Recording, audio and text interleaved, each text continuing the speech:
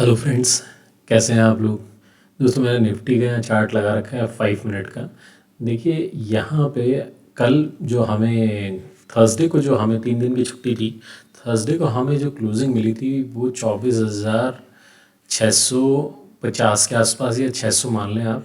600 के आसपास हमें क्लोजिंग मिली थी। और आज मार्केट देखेंगे तो आप निफ्टी जो ओपन हुआ वो 24,940 के आसपास, यानी 300 350 पॉइंट गैप अप। इसके अलावा सेंसेक्स यहाँ पे 1100 पॉइंट अप।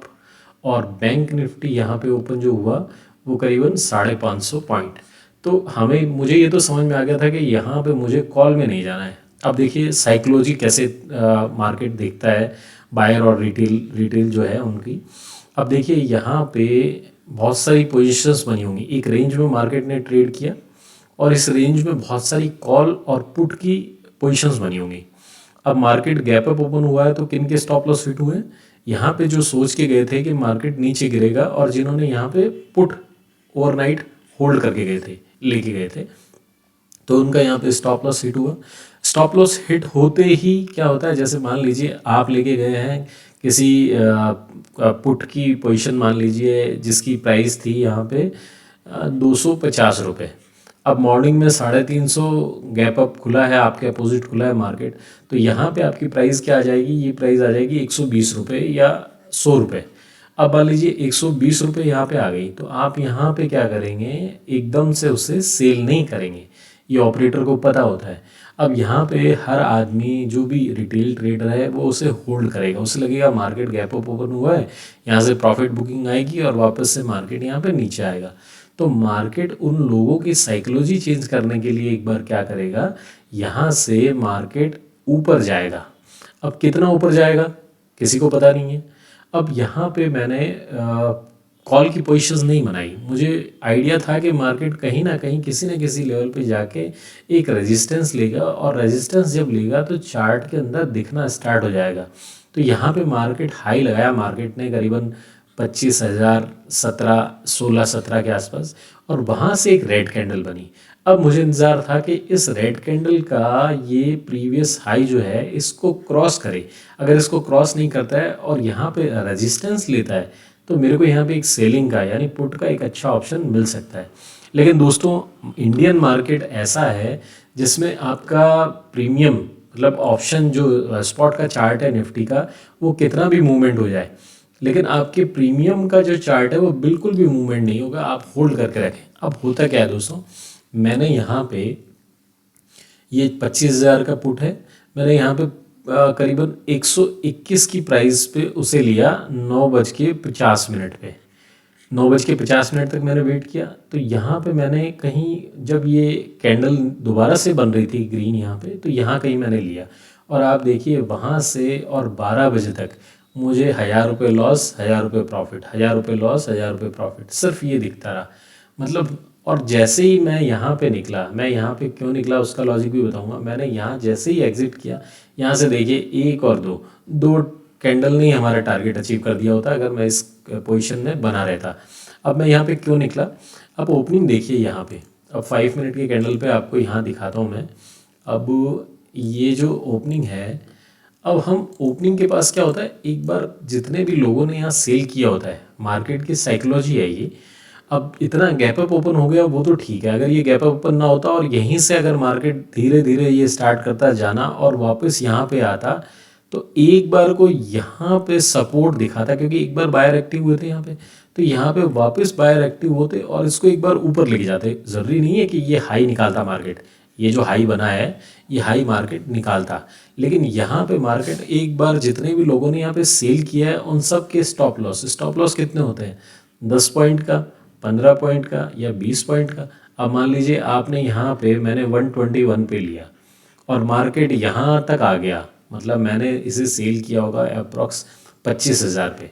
और 25,000 के आसपास मैंने इसे सेल किया और मार्केट धन धनाता हुआ आ गया 24,940 के आसपास, यानी 60 पॉइंट, 60 पॉइंट, और कॉल का प्रीमियम 50-60 पॉइंट टूट चुका है यहाँ पे। लेकिन पुट का प्रीमियम जो है वो 121 से और 123 चल रहा है। अब आप क्या सोचेंगे, अगर ये नहीं बढ़ेगा तो आप क्या सोचेंगे कि यहाँ पे अगर बायर वापस से एक्टिव होते हैं तो ये जो 123 चल रहा है ये सीधा अपना स्टॉप लॉस हिट करेगा, जो कि मेरा 101 मैंने स्टॉप लॉस लगाया था, ये हिट करेगा और उसके बाद में वहाँ कंसोलिडेशन करना स्टार्ट कर देगा और वापस 121 प्राइस आएगी ही नहीं।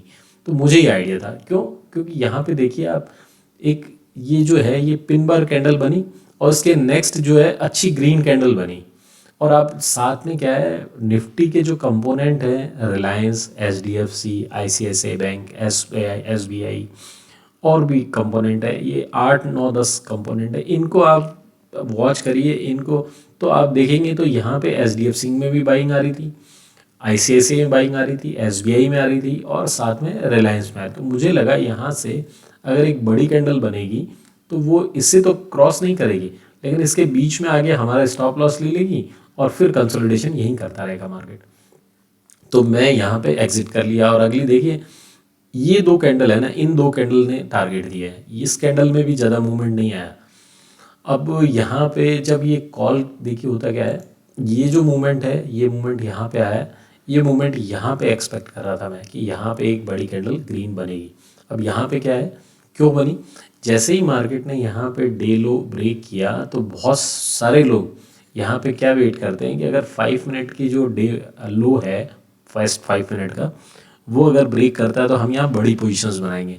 तो यहाँ पे कुछ बड़ी पोजीशंस बनती हैं, या एल्गो जो कि आजकल सॉफ्टवेयर है, सॉफ्टवेयर से बड़ी पोजीशन जैसी बनती हैं तो यहाँ पे ऑपरेटर को पता है कि हमें बड़े स्टॉप लॉस मिल सकते हैं। और आप देखिए दनदनाता हुआ मार्केट उनके सब के स्टॉप लॉस ले लिए और अब यहाँ पे कंसोलिडेशन स्टार्ट हो गया, ना कॉल वालों को कुछ देगा ना पुट वालों को कुछ देगा, और यहीं पे कंसोलिडेशन करके मार्केट क्लोज कर देगा। अब आप देखिए यहाँ पे मैंने बोला था आपको 940 938 पे मैंने लगाया, वो किसी कारण से रिजेक्ट हो गया।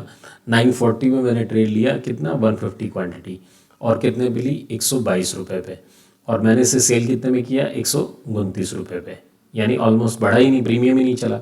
उसके बाद में फिर मैंने वापस लिया 140 पे, 144 पे इसको सेल कर दिया, और फिर नेक्स्ट जो लिया मैंने यहाँ पे पुट, वो लिया 24,950 का, वो कितने में लिया 128 पे, और 132 पे मैंने इसे एग्जिट कर दिया। क्योंकि होता क्या है, एक बड़ी कैंडल जब बन जाती है ना मार्केट में, तो उसके बाद में क्या है, आपका जो ऑप्शंस और ऑप्शंस का जो प्रीमियम होगा ना, वो वोलेटाइल हो जाएगा।